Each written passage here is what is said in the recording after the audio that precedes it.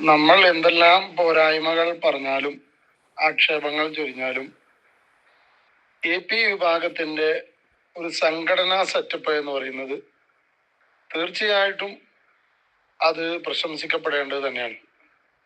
കാരണം ഇപ്പൊ ഒരുപക്ഷെ സമസ്ത വിചാരിച്ചാലും ഇത്രയുമോ അല്ലെങ്കിൽ ഇതിൽ കൂടുതലോ ആളുകളെയൊക്കെ സംഘടിപ്പിക്കാൻ പറ്റിയേക്കും. പക്ഷെ സമസ്ത എന്ന് പറയുന്നത് ഒരു മാതൃ സംഘടനയാണ്. മാത്രമല്ല ഏതാണ്ട് 12,000-ഓളം മദ്രസകൾ സമസ്തയുടെ കീഴിലാണ് ഇന്നും പ്രവർത്തിക്കുന്നത്. ആ മദ്രസയുമായി ബന്ധപ്പെട്ട പള്ളികളിലും അതിന്റെ കീഴിലുള്ള മറ്റു നിസ്കാര പള്ളികളിലും അവിടുത്തെ കമ്മിറ്റിയിലും ആ മഹല്ലിലുമൊക്കെ സമസ്തയുടെ വളരെ ശക്തമായ സ്വാധീനവും ഒക്കെ ഉണ്ട്. അപ്പൊ സമസ്തയെ സംബന്ധിച്ചിടത്തോളം അവർക്ക് പ്രവർത്തിക്കാൻ ഒരു മേഖലയുണ്ട്, അവർക്കൊരു ഗ്രൗണ്ടുണ്ട്, അവരുടെ കാര്യങ്ങൾ പറയാൻ വെള്ളിയാഴ്ചകളിലും മറ്റും പറയാനുള്ള സംവിധാനം സമസ്തയ്ക്കുണ്ട്, പ്രവർത്തിക്കാൻ അവർക്ക് സൗകര്യങ്ങളുണ്ട്. എന്നാൽ AP വിഭാഗത്തെ സംബന്ധിച്ചിടത്തോളം അവർക്ക് ഇതിന് മാത്രം മദ്രസകളില്ല. അവർക്കിപ്പോ ഒരു സമ്മേളനം വന്നാൽ അവർക്ക് അതിന്റെ കാര്യങ്ങൾ പറയാൻ മഹല്ലുകളില്ല. ആ മഹല്ലുകളിൽ നിന്ന് പിരിവെടുക്കാൻ നമുക്ക് കഴിയില്ല. ഇപ്പൊ സംസ്ഥയുടെ തന്നെ തഹിയ ഫണ്ട് വന്നു, 46 കോടി പിരിച്ചു എന്ന് പറയുന്നു.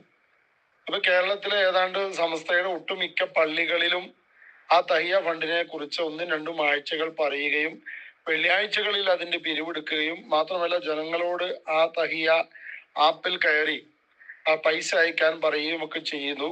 അങ്ങനെയാണ് 46 കോടി ഉണ്ടായത്. AP വിഭാഗത്തെ സംബന്ധിച്ചിടത്തോളം എനിക്കറിയാം, തൊഴിഴ ഭാഗത്ത് 2 മദ്രസകളാണ് അവർക്കുള്ളത്. 2 മദ്രസ.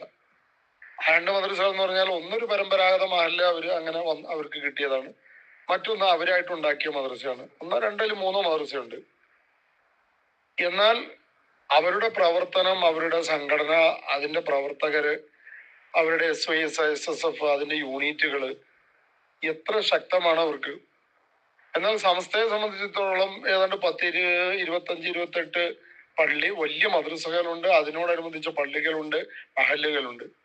പക്ഷെ ഒരിക്കലും നമുക്ക് AP വിഭാഗത്തിന്റെ അടുത്ത് പോലും എത്താൻ കഴിയില്ല. പ്രവർത്തന രംഗത്ത് ആളെ കൂട്ടാനും കഴിയില്ല. ഇപ്പൊ തൊടുപുഴയിലെ കാന്തപുരം വിഭാഗത്തിന്റെ ജാഥ കാന്തപുരം തൊടുപുഴ വന്നു.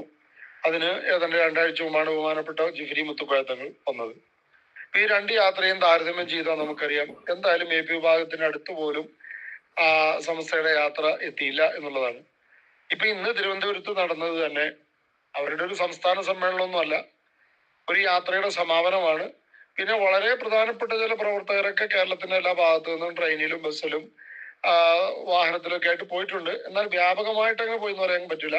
കാരണം എന്റെ നാട്ടിൽ നിന്നൊക്കെ ഒരു 3-4 പേരെ പോയിട്ടുള്ളൂ. പോവുകയാണെങ്കിൽ ഒരു 10-200 പേരൊക്കെ പോകാനുള്ള ആളുണ്ട്.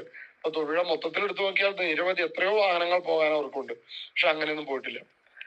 വളരെ കുറഞ്ഞ അവരുടെ വാളണ്ടിയർമാർ മാത്രമാണ് എല്ലാ ഭാഗത്തു നിന്നും പോയിട്ടുള്ളത്.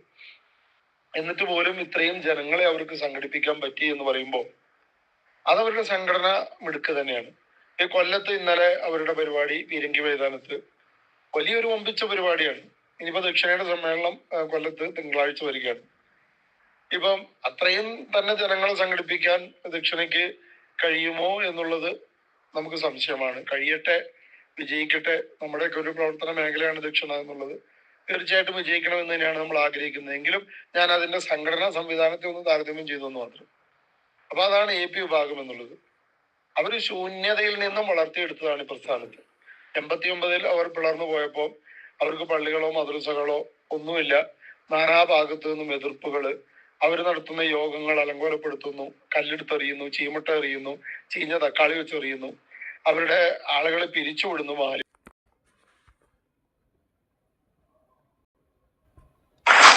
അത് താഴെ തട്ടിലുള്ള